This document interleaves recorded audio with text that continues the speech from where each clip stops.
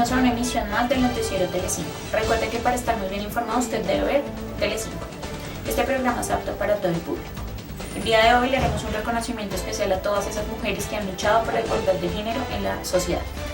El feminismo es el concepto heterogéneo entre ideología y movimiento político, cultural y de la mujer. También es considerado como la lucha de igualdad entre ambos géneros. Quienes han liderado este movimiento son Victoria Klen, Margarita Nelklin y Claudia Campoamor. El hecho de que el feminismo haya sido representado por muchas mujeres se debe a la participación de ellas en el renacimiento evangélico del siglo XIX y a los movimientos filantrópicos del mismo. El movimiento feminista se deriva en tres olas. La primera ola, feminismo e ilustración, que se deriva a finales del siglo XIX e inicios del siglo XX, y es allí donde se da el derecho a la sufragación feminista. La segunda ola inicia en los años 60 y 70, donde es liberada la mujer. Y la tercera ola es la continuación de las lagunas del feminismo, en los años 90 hasta la actualidad.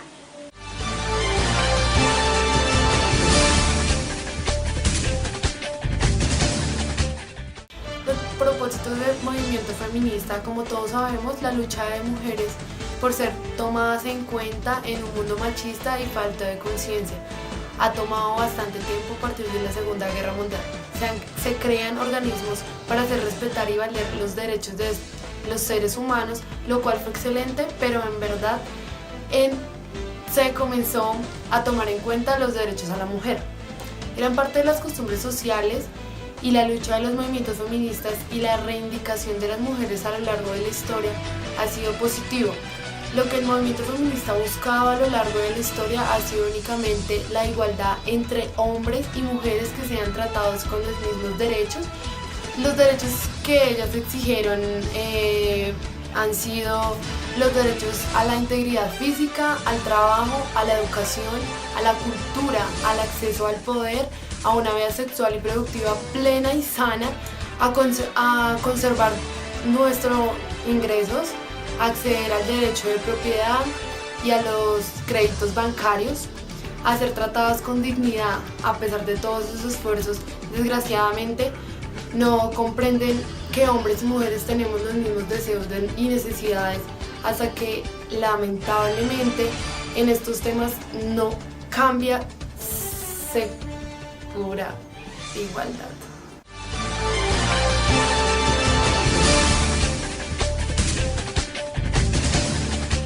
Las dificultades y marcos de injusticia que las mujeres debían afrontar dentro del movimiento fueron bastantes, pues las organizaciones estaban dominadas por hombres que eran críticos con esta cultura norteamericana, pero que aceptaban el sexismo presente en esta cultura. La frustración y el malestar de las mujeres dentro de los grupos de izquierda se pueden resumir en dos frentes: la práctica política y organizativa y las cuestiones teóricas en el primer aspecto. Las mujeres se encontraron con una marginación de sus actividades y una reproducción de la división sexual del trabajo. Dentro de las organizaciones eran regaladas a los trabajos menores, como limpiar y decorar oficinas, prepararse en las de los activistas, contestar teléfonos y más. La cuestión de quién limpiaba la oficina se convirtió pronto en una cuestión política. Por otro lado, en cuanto al discurso, la clase constituía el eje prioritario en el análisis de opresión, el género o en su defecto el sexismo.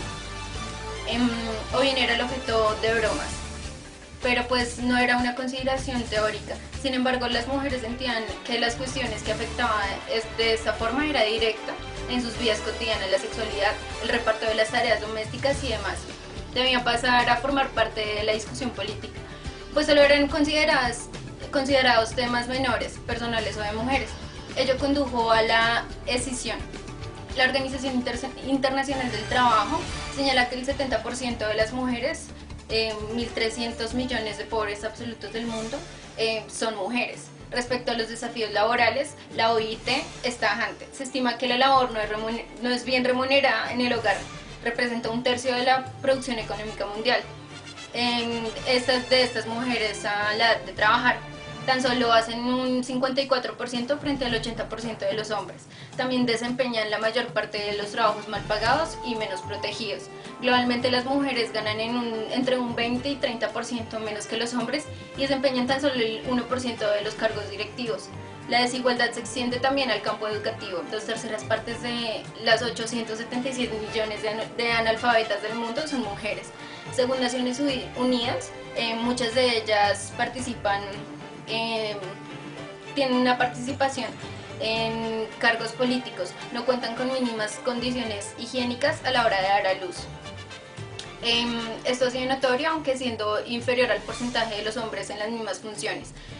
Si bien se han destacado puntualmente como presidentas casos destacados como el de Angela Merkel en Alemania, en Liberia y en Chile en el 2006 el porcentaje femenino total de 41% parlamentaron en el mundo en tan solo 14,6% según cifras de la Unión Interplementaria.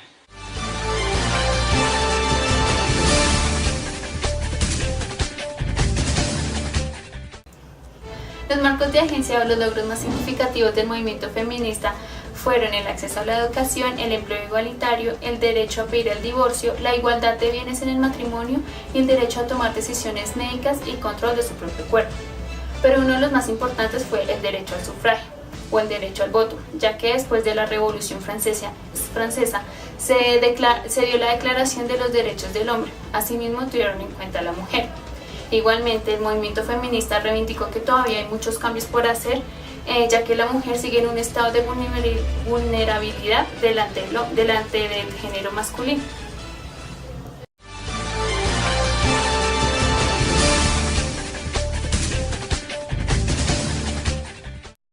Bueno, queridos televidentes, como mi compañera Laura les estaba comentando, en este episodio nos centraremos en los movimientos feministas, específicamente en España. Por lo cual les voy a hablar sobre los problemas y diferencias que ellos se enfrentaron para conseguir su lucha, como fue el feminismo de igualdad y feminismo de desigualdad. En el feminismo de igualdad se centraban en el género y en un mismo propósito. En el feminismo de diferencia se centraban en el mismo género y diferentes propósitos. Por otro lado, un tema muy importante son los transexuales dentro de estos movimientos, ya que muchos de ellos no eran aptos o no eran considerados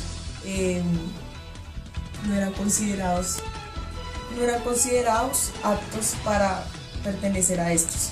Por otro lado, muchos de los movimientos consideraban que cuando había un cambio físico e interno dentro de estas personas, podría ser aceptados dentro de estos movimientos. Por último, algo importante es la Iglesia Católica dentro de estos, ya que a principios de la creación de los movimientos feministas, los católicos o la Iglesia empezó a reclutar niñas para labores filantrópicas, porque la labor de la mujer era considerada privada y no pública.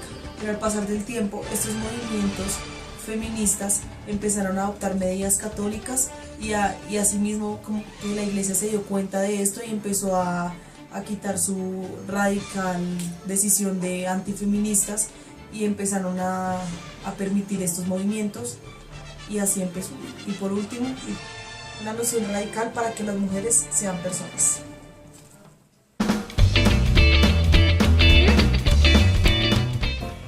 Lo que más representa al movimiento feminista, lo que más representa el movimiento feminista es como tal el género, el sexo femenino.